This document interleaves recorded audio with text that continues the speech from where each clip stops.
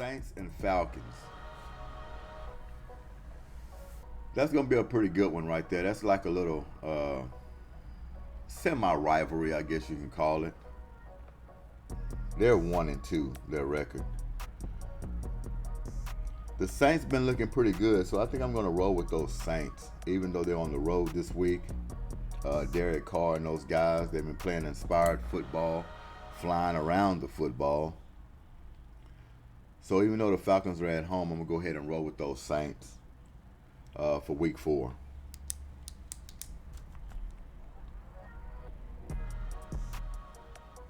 Broncos and Jets. What about Bo Nix? Man, the Broncos needed that. How many quarterbacks have they brought in, rookies or veterans, that just hasn't panned out for them over the years? Looked like they finally found their quarterback in Bo Nix. The man is scrambling, the man is throwing the ball as a rookie. Got a lot of confidence I see coming in, making plays. So I like what I see from Bo Nix and the Broncos to start out. They're 1-2, and they keep playing this type of way, they will find themselves winning more ball games. But they're playing the Jets. The Jets are at home. You know how I feel about the Jets, Aaron Rodgers, and that's the way I'm going to go with the Jets at home. I think Aaron Rodgers, he's starting to feel good now. They're playing inspired football themselves, and they're sitting at 2-1 as well. So I'm taking the Jets at home in Week 4.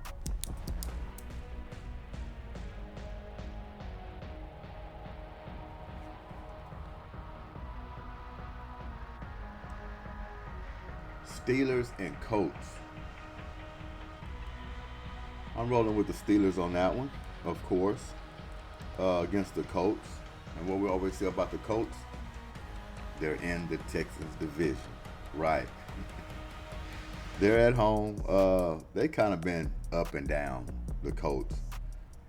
Playing good. They will come close, but I still got the Colts missing the playoffs. That division right there is for the Texans taking. I believe the Texans will win that division.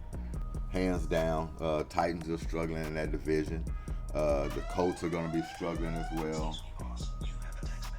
And I think they're just going to pull it out. So, therefore, I'm going with the Pittsburgh Steelers, sitting at 3-0 so far. I think they're going to keep it rolling in Week 4. Be 4-0 against the Colts. So, we're going to do that.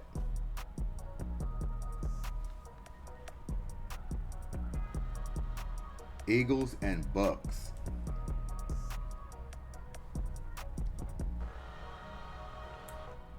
Eagles are going to have to come to play in that game on the road. Excuse me, boss. You have a text message.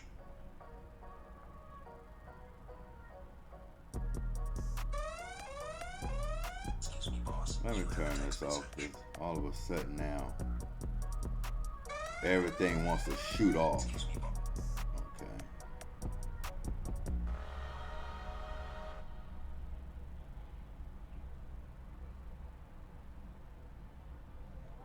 There we go.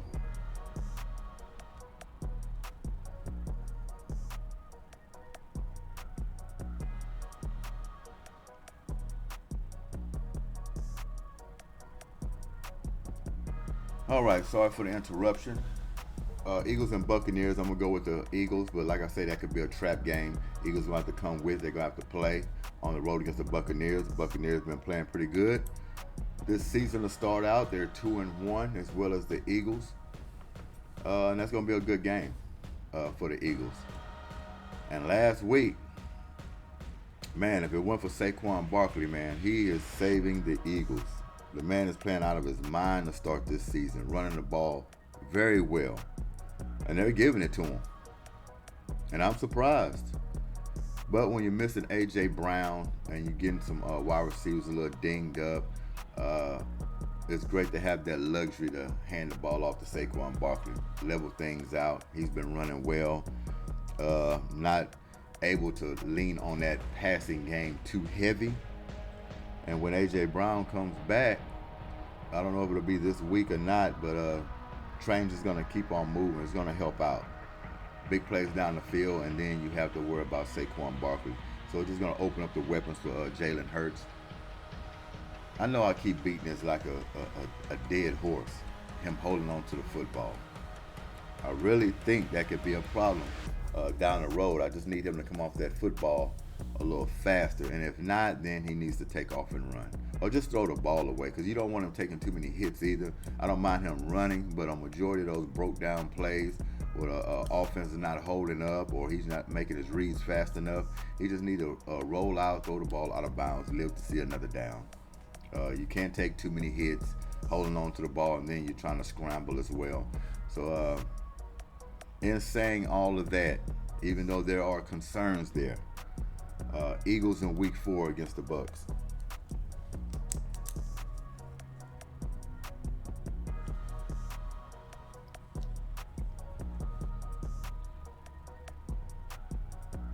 Let's take this down. Commanders and Cardinals. This one's kind of tough. Yeah, this one's kind of tough. Because both of these teams are starting to play well. Cardinals played well last week. Pulled out a good game.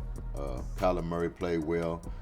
Marvin Harrison Jr., they was giving him the ball. He made some plays.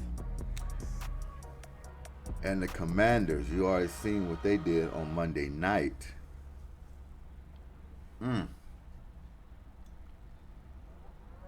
But out of the two, I lean more on the Commander side. I like everything they got going on there. Jalen Daniels, he played his butt off on Monday night. I think they're riding a high. And as far as the Cardinals, yeah, they got to win. You know, they're 1-2. But can they put that together and win again? And make it, be consistent? Don't know that. Don't have a lot of trust in them. Seem like they're going to be kind of up and down. Win one, lose one, win one, lose one. So I'm going to roll with the Commanders on that one. I think they're more balanced. I think they're more together, more inspired. So I have to take the Commanders in week 4.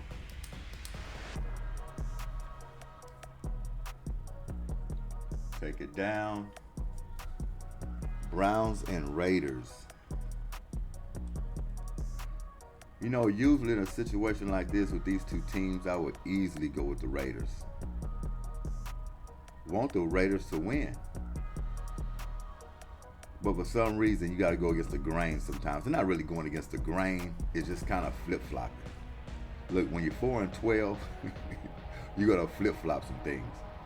Even some games you think a team should win, you almost want to go against it. Especially when in a situation I'm in. When you come off of 4 wins last week, you have to change some things around. Even though the Raiders are at home, I'm going to go with the Browns. I'm just going to go out of the box on that one. They're both 1-2. I'm going to go ahead and go with the Browns in week 4.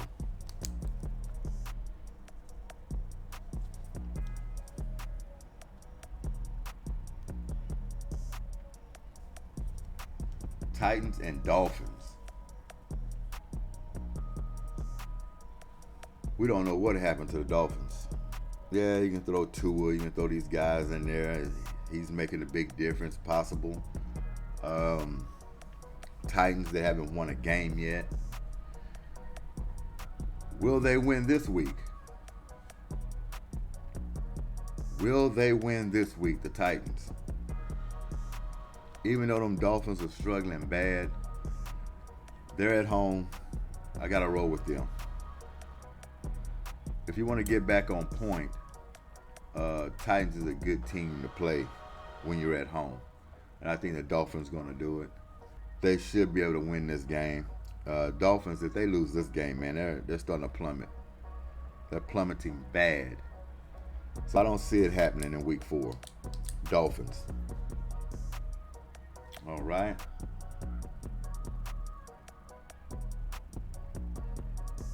Let's take this thing to the top.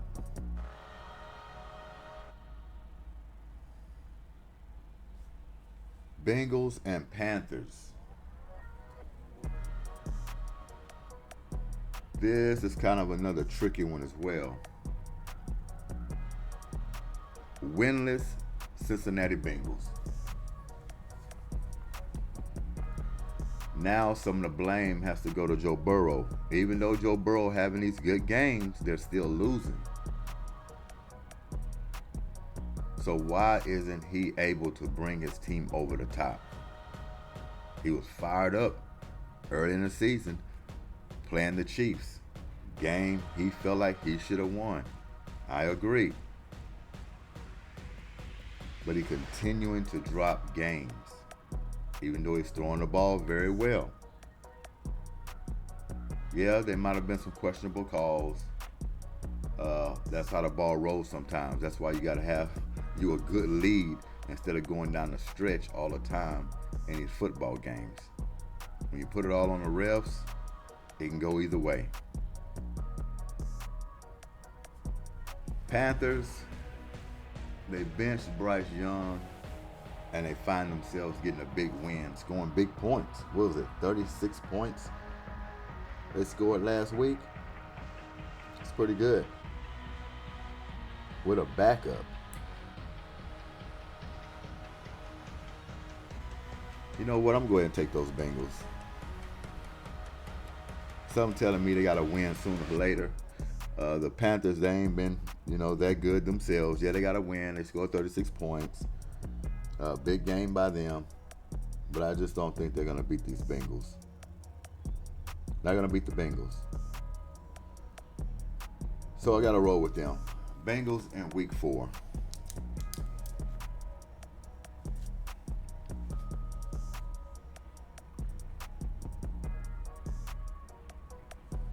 Jaguars and Texans. Of course, we're going with the Texans in week 4 this week against the Jaguars. Jaguars are struggling. There's another team that's 0-3. Got a few teams that are 0-3 coming into week 4. So I don't know the situation with the Jaguars over there. I'm not concerned with it, especially this week. Texans, they got to get back. They was penalized numerous of times last week. They didn't look sharp. Defense allowed their main guy for Minnesota to get off. So they got to pay attention to details. They got to cut down on some penalties this week. They got to come out with some force. They got to show that this week they're getting right back on stride again.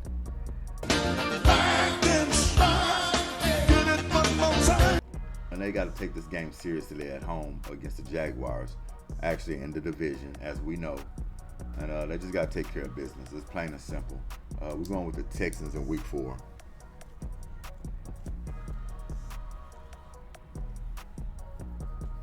Vikings and Packers. Old rivalry.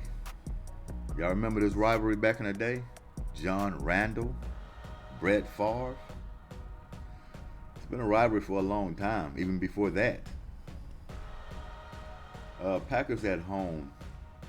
I think that's the only reason why I'm going to pick these Packers at home. I told you the number of teams that play home, great franchises that they play their best. They rarely lose at home, especially on big games or rivalry games or primetime games. Packers are one of those teams that when they play home, you almost have to play your best to beat them. The Vikings, they're playing very well. They easily can go in there and beat the Packers. They're 3-0 to start this season. So yes, they can win this game. But I'm going to go against the grain a little bit. I'm going to say the Packers are going to pull it out. Or is that really going against the grain? I mean, all because the Packers are at home. Jordan Love, he possibly could be playing. He's looking like he's moving good last week. Watch him in the warm-ups. Looks pretty good. But will they let him go this week? To me, it doesn't matter if he goes or not. It's not going to change my pick. I'm just going to go with the Packers. Even though the Vikings are 3-0 in week 4. Packers.